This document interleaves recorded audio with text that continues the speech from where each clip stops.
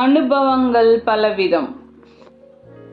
ஒரு நாள் மூத்த கோபால் சில காவி துணிகளையும் ருத்ராட்ச மாலைகளையும் மூட்டையாக கட்டி ஸ்ரீ ராமகிருஷ்ணரிடம் கொண்டு வந்தார்.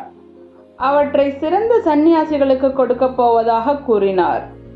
ஸ்ரீ ராமகிருஷ்ணர் தம் முன் இருந்த இளம் சீடர்களை காட்டி, இவர்களை விட சிறந்த சந்நியாசிகள் கிடையாது, இவர்களுக்கே அவற்றை கொடு என்றார். மூத்த கோபால் மூட்டையை கொண்டு வந்து ஸ்ரீ ராமகிருஷ்ணர் முன் வைத்தார். அவற்றை அந்த இளைஞர்களுக்கு அளித்தார் ஸ்ரீ ராமகிருஷ்ணர். ஒரு நாள் மாலையில் சந்நியாசத்திற்கான சடங்கொன்றை செய்ய சொல்லி ஊருக்குள் சென்று பிச்சையேற்று வரச் சொன்னார்.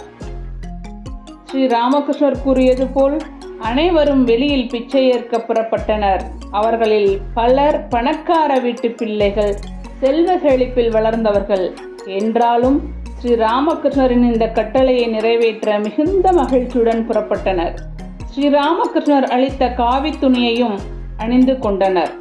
அவர்கள் முதல் பிச்சை கேட்டது அன்னை ஸ்ரீ சாரதா தேவியிடம்தான்.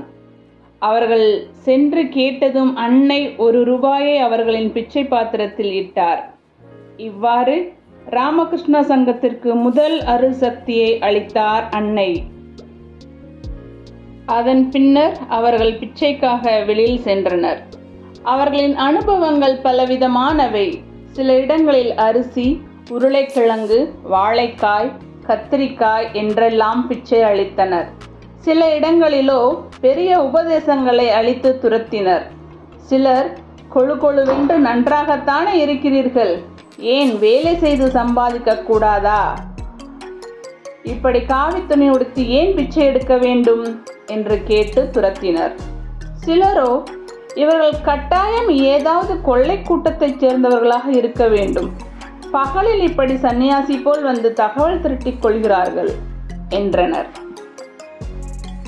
எப்படியோ கிடைத்த அரிசியையும் காய்கறிகளையும் சமைத்து ஸ்ரீ ராமகிருஷ்ணரிடம் கொண்டு வந்தனர். அவர் அதனை அன்னையிடம் கொடுத்து சமைக்கச் சொன்னார். சமைத்த உணவிலிருந்து சிறிது எடுத்து தம் வாயில் போட்டுக்கொண்டு, இந்த உணவு மிகவும் தூய்மையானது என்றார்.